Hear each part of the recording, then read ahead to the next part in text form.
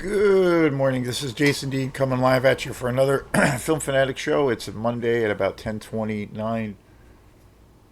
Another pretty rainy overcast day. The weather has been pretty spectacular this summer. This has been one of the hottest summers that I can remember in where I love the hot weather, but one of the hottest summers that I can remember for quite a few years. But summer is winding down next week, or actually this week. School is back in session on Thursday, Friday. Thursday's the first day of actual school. Pretty nuts, but get it as much as you can. I spent more time outside this year. I tried to be outside as much as I possibly could because I love the summer, and luckily that one of the other things that worked out, a lot of gigs and things, and a lot of musical events and just things in general are outside a lot here in Mid Coast Maine. So between that, going to events and playing lots of gigs in and where I work at the Montessori school, I was pretty much outside every day for hours. So really I feel like I got more outside time, which was great. So this show is going to be about a bunch of movies. Actually, I went to Bull Moose. I think it was about a week ago, and I was actually, yeah, last week now, about a week ago. I went to Bull Moose and got had another killer haul of Blu-rays, and it's super awesome.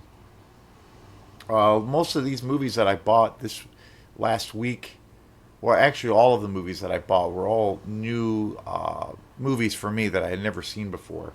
And they were also, I think there was well, actually, no, I take it back. One movie I did buy that I did a show on, which I grew up watching and I loved it to death, and it's even better now, which is kind of funny to say, but American Ninja. I did a big show on that last week. That came out in, I believe, 1985, and that was a real important and fun movie for me growing up. And to buy it on Blu-ray now is just like crazy. So I'm gonna keep going. They have a new setup at Bull Moose Music now, so they have these new sections that are called boutique labels, and so they had a bunch of the canon movies there. So I'm gonna go back and try to get some more pretty soon. But just tremendous, and I love that place to death.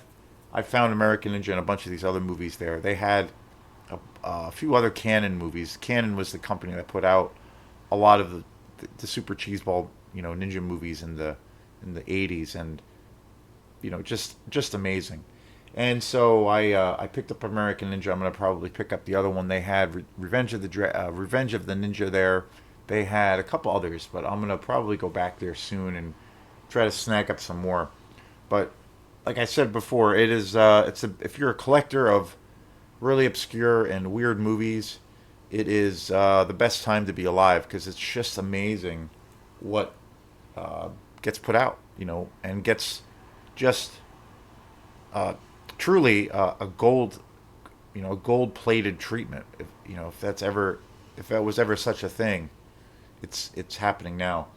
So this show is about a movie that again I never seen before, and I completely fell in love with this movie. It was put out by Severin, and it's Extraterrestrial Visitors. This movie is completely gonzo crazy, super ridiculous. It's pretty dark. It's kind of like a ripoff of E.T. Steven Spielberg's E.T. It's basically a ripoff of that movie. This movie, Extraterrestrial Visitors, came out in 1983. I think it was like a year or two after E.T. E.T. was, of course, a major, major blockbuster. During that time, it was kind of one of those movies. Steven Spielberg, George Lucas, all of those guys, but especially Spielberg,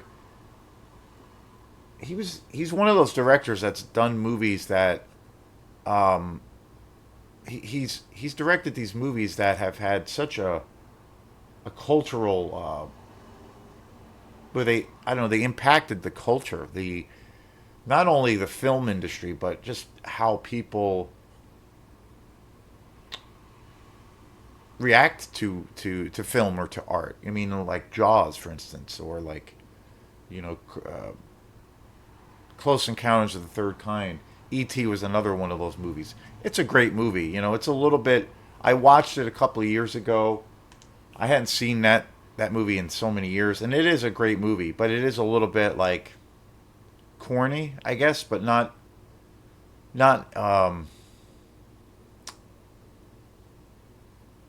It's corny and it's dated, but not like in necessarily a cool way, I guess. Whereas like this movie is, you know, it's a ripoff of E.T., but it gets way more strange, and it's just hilarious. It's definitely a lot darker too. It's definitely way more of a darker film. I had never seen this movie before, but it's so awesome. I This was put out by Severin, and Severin again. This is another release by them that where they just knocked this movie, you know, at knocked this another movie out of the park as far as like reissuing and re-releasing a movie that is like so obscure. I never heard of this movie, so I bought it. You know, I bought it totally on a whim, and this movie is just super funny. And again, it's one of those things where it's pretty obvious it's a ripoff of E.T., but it goes into such a different direction where even though it's uber low budget, you know, in comparison to say E.T., definitely it's uber low budget. It's way more campy. It doesn't take itself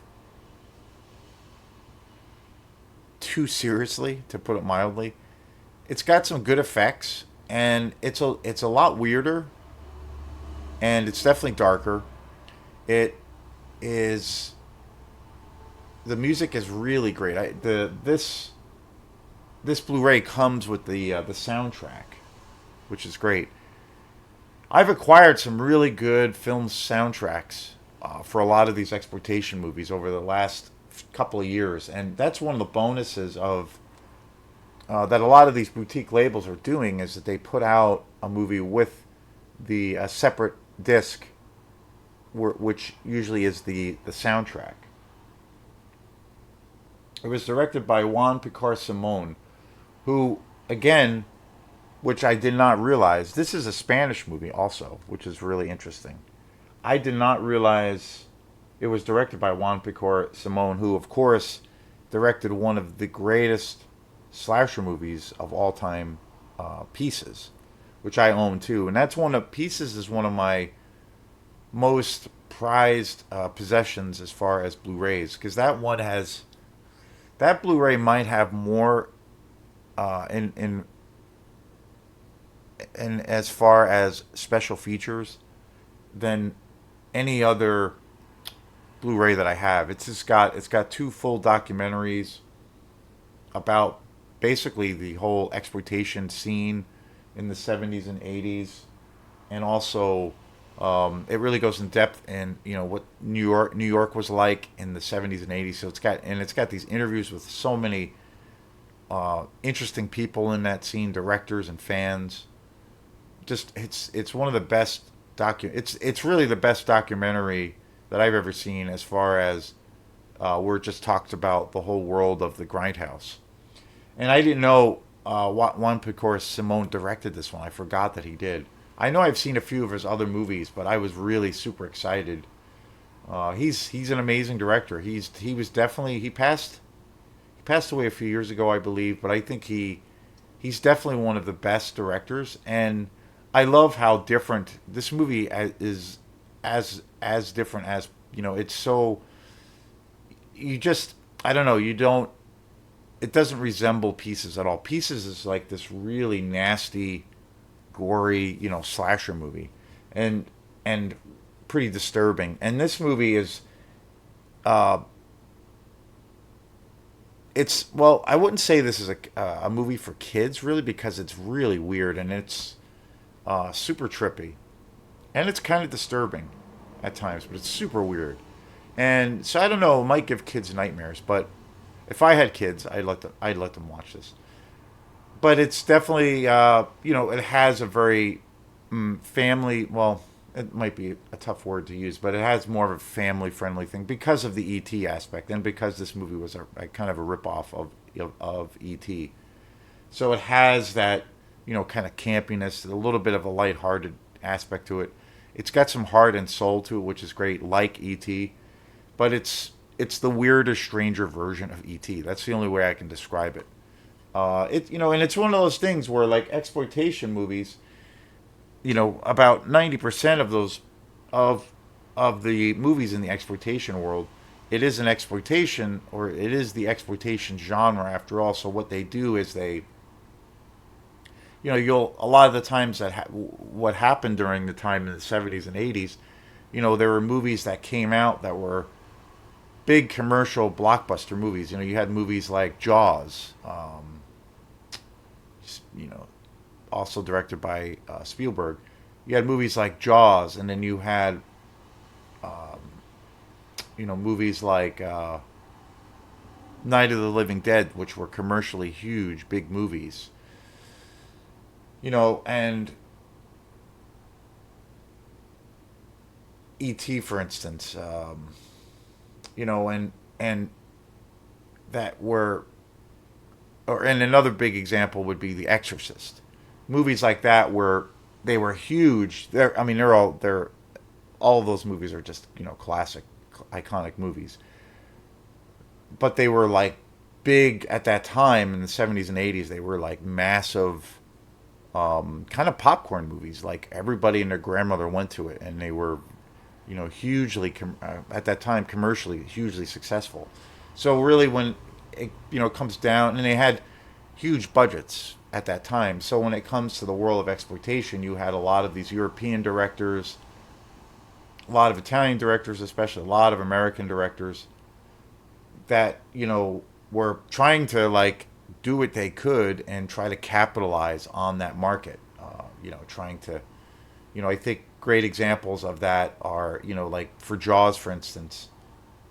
Uh, that the one of my favorite films of all time, The Car, which is basically Jaws on land, but it's its own thing. It's like it's a total ripoff of that movie. Another movie that is no, that's really I think that's an example of this is another movie with Jaws that was influenced by Jaws. It was kind of a ripoff. Was Maniac, and but yet those movies, and then I think this movie also, Extraterrestrial Visitors, are primetime examples of exploitation movies capitalizing on a mega hit. But I have to say that is the art, kind of the kind of the mode of operation of the world of exploitation. But I have to say, each of these movies, and there's examples, there's tons and tons of other examples. They might rip off these big blockbusters, for instance, with this movie, Extraterrestrial Visitors. But it's so, when you get into the movie and you get into the experience of the movie, it's so different. It's such a, they take this concept that's not original, but then they do something totally different with it, and it's uniquely its own. Like The Car is like, like I said, The Car is a great example of that with what it did with Jaws. But it's totally its own movie, and I think that's a really unique thing. I think when big budget Hollywood movies do that, it seems to like um, turn into a fucking mess every time. I don't know what it is. I think it's because the one of the commonality with a lot of the big budget Hollywood movies, and those movies that I talked about, E.T., Jaws, and The Exorcist, all of those movies are very serious. They're meant to be taken, pretty literal, and they're very serious. The exploitation movies like have a tongue in cheek kind of view of that or angle of that story, and where it's totally ridiculous, They kind of make fun of it. It's very campy, and but it gives the film its own kind of value. It gives it its own style, and because also the big thing is the budgets are nowhere near as big for the a lot of these directors.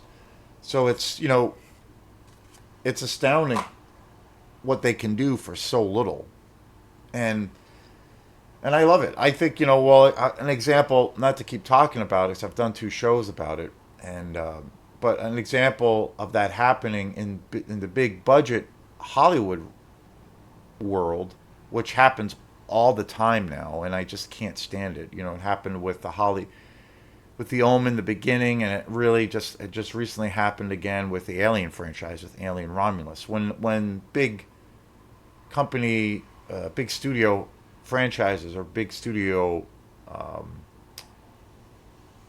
executives decide to kind of reimagine or basically rip off a movie in their own kind of tax bracket, it's usually a fucking mess, and that's what ends up happening. But in the exploitation world, I don't really see that happening, and it's kind of interesting.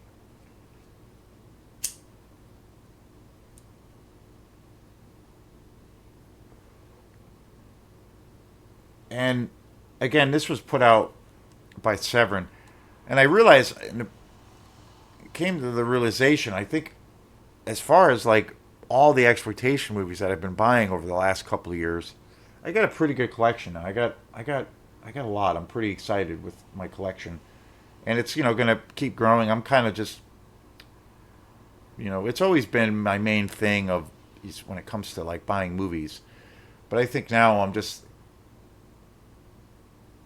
only do that. I think I'm gonna just put all my money towards buying these amazingly crappy movies because I just think it's great. I can't get enough of them, and so it's there's so many great special features on here too. But I realize Severin is probably I probably have most of the movies I own are probably Severin titles. I have a lot of Mondo Macabre and Blue Underground, but I have a ton of Severin, and Severin is pretty amazing. Like the shit that they put out. But I can't recommend this movie enough. It's super killer. Um, it's just a fabulous movie. 1983. Can't get any better than this. So thanks again, and we will see you next time. Peace.